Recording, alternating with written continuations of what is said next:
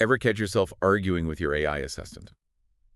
Or maybe giving it one of those ridiculous nicknames. Okay, maybe that's just me. But This article from Siberoloji, this is really interesting. It kind of gets at something I think we're all dealing with these days. It's like mm, that line between AI as a tool, like just something practical, right. and AI as something more. And that's what we're digging into today. Okay. Is it even possible to have like genuine emotional bonds with AI? Yeah. And then what would that even mean for us as humans? I think you hit on a really crucial point there because the technology itself is almost beside the point. What this article really highlights is that we've got this like collision happening between how sophisticated AI is becoming Right. and our own human nature. Like we are hardwired for connection. Yeah. So as AI starts to be able to kind of simulate things like empathy and understanding, That's bound to. we're going to react to that. Yeah. We're going to react. The question is how. And it's not just some far-off sci-fi concept anymore, right? I mean, this is happening now. Oh, absolutely. This article makes it really clear. Hmm. AI is already a part of things like mental health support, Mm-hmm. education, even workplace dynamics. Yeah. So that makes a question of, how do we make sure we're using this technology thoughtfully? Right. How do we not accidentally stumble into some ethically murky territory? Ethically murky is putting it mildly. I mean, the Siberology article, they don't hold back. They jump straight into the potential for like incredible good, but then also some truly concerning outcomes. So, Yeah, let's unpack that a bit. So on the positive side, the article suggests that, these closer human AI relationships, they could lead to a whole new era of like personalized experiences.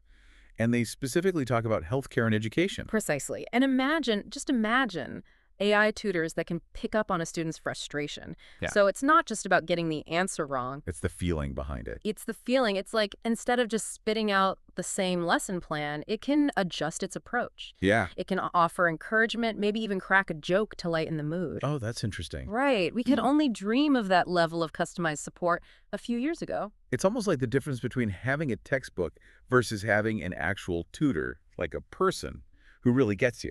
And so if we take that concept beyond the classroom, the article also highlights some pretty amazing potential for AI companions, especially when we're talking about elderly individuals or people who are just maybe feeling isolated. Absolutely. And that's where that human element becomes even more important. Think about it. Yeah.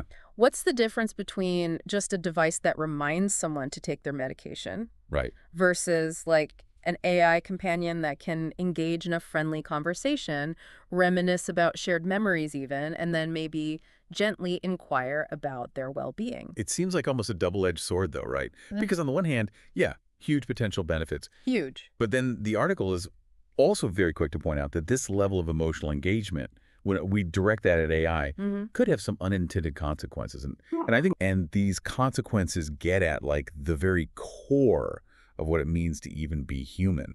That's what makes this whole conversation so fascinating and, frankly, a bit unnerving, right? This isn't just, can your AI assistant tell a good joke? It's deeper than that. It's deeper. It's like, how Yeah. could these technologies reshape our relationships, our sense of self, even our societal norms? Okay, so we've got personalized learning. We've Mhm. got combating loneliness. Yeah.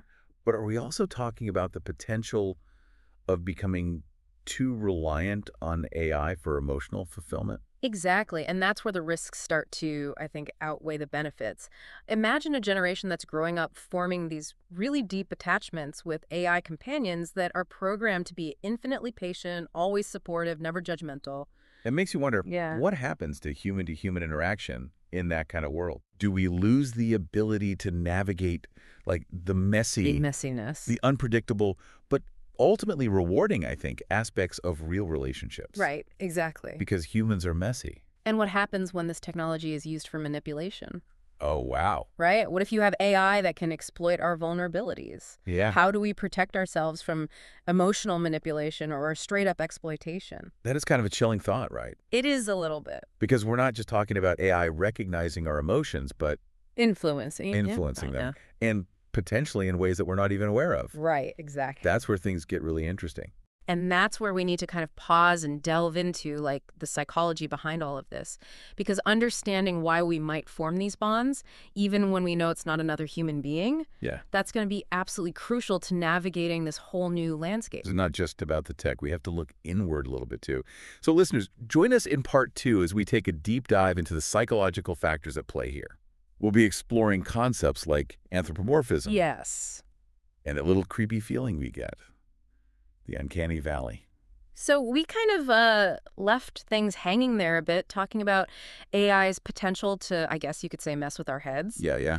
But before we go full-on techno-panic, Yeah. let's break down, like, why is this even a concern to begin with? Like, why would we even feel emotionally connected to something that we know deep down is artificial? Yeah, logically, it doesn't really add up. Right. Like, I don't form a deep bond with my coaster oven, even though I really like the ding it makes when the bagel's done. Exactly. But this is where the psychology comes in. And the article does a nice job of sort of connecting these dots. And it really boils down to a few quirks of how our brains work. Okay. So first up, we've got anthropomorphism. Ah, yes. The whole, like, giving human traits to anything and everything. Yes. I swear my goldfish judges me. Exactly. It's like this deeply ingrained human instinct. Yeah. And it makes sense from an evolutionary standpoint. Okay. Like, our brains, they're designed to recognize patterns, right? Right. And to make these snap judgments about our environment. So it's like a survival thing. Total survival thing. Like, is that rustling in the bushes a predator or is it just the wind? Right. Better safe than sorry. So we assume it's something that thinks like we do. So we're hardwired to overthink things. Okay, that makes sense. But how does that translate to, like, our interactions with AI? So think about it this way. For most of human history, the only things that could talk back to us, that could express emotions or like seem to understand us, were other humans. Right. So our brains, they kind of developed this shortcut. If it acts even remotely human-like, We just go with it. we just go with it. We treat it like it is human. And the thing is with AI now, it can actually hold up its end of the conversation Oh, yeah, in a way that's more and more believable. Like this article even talks about how it's true. some of the latest AI-generated voices, you can barely even tell it's not a person. Exactly. And that is where you start to see that risk of manipulation. Because if our brains are already primed for this anthropomorphism thing, Yeah. and the technology is getting better and better at mimicking us, Yeah. that line between what's real and what's simulated, that gets blurry really, really fast. It's like when you're watching a good animated movie, you know? Yes. Like, you know, those characters aren't real. Right. But I'm in there, I'm feeling for them, I'm like rooting for them, I'm feeling their emotions. Exactly. Now imagine that level of emotional engagement, but it's directed towards an AI companion that's been designed not to entertain you, but to influence maybe your thoughts, your behaviors, your purchasing decisions even. Okay. Now I'm getting a little creeped out. Yeah. But hold on a second. There was this other psychology term that I remember from the article. Yes. Something called the uncanny valley. What was that about again? Oh, the uncanny valley. Yes. Okay, so this one is fascinating and a little disturbing. It's that feeling of unease we get Yeah. when we encounter something that looks almost human, but not quite. Okay. Like those hyper-realistic robots or those CGI characters that just seem a little bit off. I know exactly what you mean. It's like they're not quite human, but they're also not human, and it just gives you this weird feeling. It's that in-between that messes with us. Yes. Because our brains are actually really good at picking up on those subtle cues that tell us whether something is truly alive. Okay. And when those cues are off, even just a little bit, Yeah. it can trigger like a primal fear response. So how does that uncanny valley thing, how does that play into this whole AI companion thing? Are we saying our little AI buddies could become, like, repulsive to us? Yeah. Not necessarily repulsive, but I think it highlights just how tricky it is for the people designing AI, right? They're walking this tightrope. If they make the AI too robotic, we won't engage with it.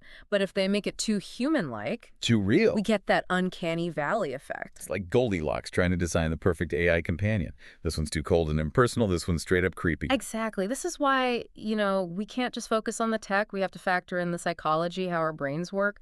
Because even if we clear all the technological hurdles, there's still us. So we've got anthropomorphism making us see AI as more human-like, and the uncanny valley making us wary of anything that gets too close to that line.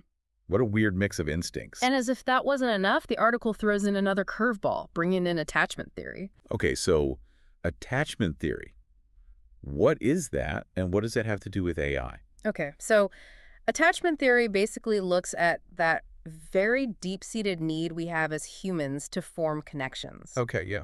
From the moment we're born, we're looking for that connection, a sense of security, belonging. That's kind of what makes us human. So are we saying that our relationships with AI, even though we're talking about something artificial, could tap into those same needs, those needs that are like wired into us from the get-go? That is a huge question that researchers are trying to figure out right now because if AI can provide that sense of security, that comfort, that emotional support, even if it's in the simulated kind of way, Right. what does that mean for how we relate to each other, to other humans? Wow. We're talking about potentially changing what human connection even It means. does sound kind of dramatic. It does. But that's how big of a deal this is because we're talking about these core human experiences. We're kind of entering this uncharted territory. And it's the choices that we're making right now that are going to shape our future relationship with AI. That is a lot to think about. So listeners, as we head into the final part of this deep dive, we're going to really explore what all this means for the future. How do we navigate this world where the lines between what's real and what's virtual are getting blurrier and blurrier? Stick with us. Okay, so we've covered a lot of ground, benefits, pitfalls, even like the psychology behind why we might feel connected to AI. So now for the big question, where do we go from here? Yeah, I mean, if this article tried to give us all the answers, I'd be worried Right. because this is so new. There's so many ways this could go, Human AI relationships. Yeah. It's a wide open field. What it does do, though, the article, is it gives us ways to think about it, right? Absolutely. The ethical side, which gets trickier, the smarter AI gets. And one thing that really stuck out to me, transparency. Mm. That seems key. Oh, for sure. Imagine you're opening up to your AI therapist. You really feel like you've built a connection. He's helping you. You trust its advice, and then boom, you find out it was never a person at all. Brutal. That would almost make you feel like there should be rules, you know? Right. Like a warning label, your new AI bestie runs on algorithms, not actual feelings. It's not that crazy of an idea. The article makes a good point. The more real this stuff seems, Yeah. the more we need to know what's what. Not just are we talking to AI, but what are its limits? And it's not just about our feelings being hurt either. There's all the data these AI companions would be gathering, our deepest fears, our hopes. Right. Heck, maybe even our credit card number if we're not careful. Exactly. So what's stopping someone from taking all that emotional data and, using it against us? That's another huge point they bring up, data privacy. Think about it. If we're treating these AIs like they're our friends, telling them secrets, Yeah. that data is incredibly powerful. We need way better regulations. Users need more control.